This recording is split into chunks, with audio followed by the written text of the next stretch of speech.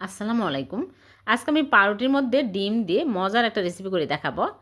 এই রেসিপি খেতে অনেক সুস্বাদু হবে আর বানানো একদমই সহজ। যে কেউ খুব সহজে এই রেসিপি তৈরি করে নিতে পারবেন। তাহলে চলুন রেসিপি শুরু করি।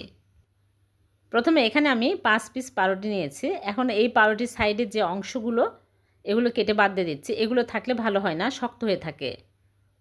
সবগুলো আমি কেটে নিব।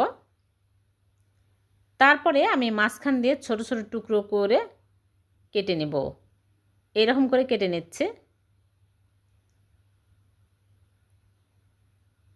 সবগুলো কেটে নিয়েছি। এখন আমি এর মধ্যে 2টা বড় সাইজের ডিম ভেঙে নিচ্ছি। আপনারা চাইলে 3টা 4টা ডিমও নিতে পারবেন। আর হাফ কাপ লিকুইড দুধ দিয়ে দিচ্ছি। দুধ আগে জাল করে ঠান্ডা করে তারপরে দিয়ে দিচ্ছি। দিয়ে আমি এক সাইডে রেখে দিচ্ছি। আর এদিকে চুলায় একটা প্যান বসিয়ে দিয়েছি। প্যানটা ভালোভাবে গরম হয়ে গেছে। এখন দিয়ে দিচ্ছি চিনি 1/3 কাপ। চিনি যখন গলতে শুরু হবে তখন আমি নেড়েচেড়ে চিনিটাকে ভালো করে গলিয়ে নেব। যখন এরকম কালার আসবে সাথে সাথে চুলা অফ করে দিব। দিয়ে আমি চুলা থেকে নামিয়ে নিচ্ছি। এর চেয়ে বেশি কালার করা যাবে না, তাহলে পুড়ে তিতা হয়ে যাবে। এখানে একটা মোল্ড নিয়েছি, মোল্ডের মধ্যে ঢেলে নিচ্ছি। সাথে সাথে ঢেলে নিতে হবে, তাছাড়া কিন্তু পুড়ে একবারে তিতা হয়ে যাবে। এখন আমি এইরকম করে চারিদিকে ছড়িয়ে দিচ্ছি। দিয়ে আমি এক সাইডে রেখে দিব ঠান্ডা হওয়ার জন্য। ঠান্ডা হতে থাকুক। আর এদিকে আমি পাউরুটিগুলো একটা ব্লেন্ডার জাগের মধ্যে নিয়ে নিচ্ছি। নিয়ে আমি একদম স্মুথ করে পেস্ট করে নেব। ভালো করে পেস্ট করে নিতে হবে। তারপরে আমি এগুলো একটা ছাঁকনিতে ছেঁকে নেব। ছেঁকে নিলে বেশি ভালো হবে, যদি লাঞ্চ থাকে তাহলে ভালো হবে না। ভালো করে ছেঁকে নিয়েছি। এখন আমি এর মধ্যে চিনি দিয়ে দিচ্ছি 1/3 কাপ। আর দিয়ে দিচ্ছি ভ্যানিলা এসেন্স 1 চামচ, সুন্দর ফ্লেভারের জন্য। ডিমের গন্ধ লাগবে না এর জন্য। আপনারা চাইলে এলাচি গুঁড়াও দিতে পারবেন। আরও 1 কাপ লিকুইড দুধ দিয়ে দিলাম। দিয়ে ভালো করে মিশিয়ে নেব। তারপরে দিয়ে দিচ্ছি গুঁড়া দুধ 2 চামচ, আরও টেস্টি হওয়ার জন্য। ভালো করে মিক্স করে নেওয়ার পরে আমি ক্যারামেল ঠান্ডা হয়ে গেছে।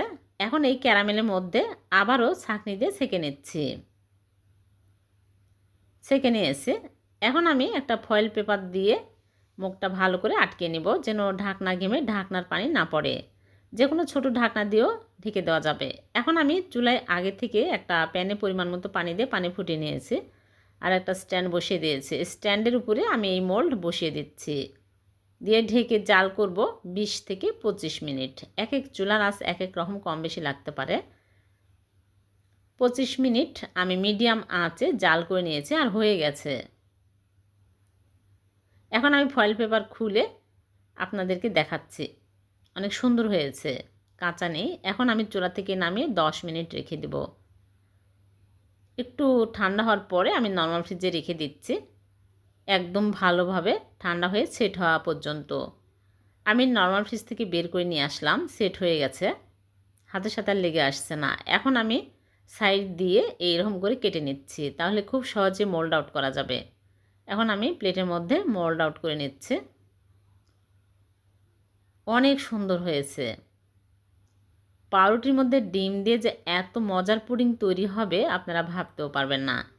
খেতে যে এতটাই সুস্বাদু হয়েছে আর এতটাই পারফেক্ট হয়েছে, দেখেই বোঝা যাচ্ছে কতটা পারফেক্ট হয়েছে। আপনারা বাড়িতে অবশ্যই ট্রাই করবেন, দেখবেন সবাই অনেক পছন্দ করবে। খেতে অনেক সুস্বাদু। আমি কেটে দেখাচ্ছি, অনেক মজার হয়েছে। ছোট বড় সবাই অনেক পছন্দ করবে। ভিডিওটি ভালো লাগলে লাইক কমেন্ট শেয়ার করে দেবেন। আবার দেখা হবে এইরকম নতুন কোনো রেসিপিতে। সে পর্যন্ত ভালো থাকবেন। আল্লাহ হাফেজ।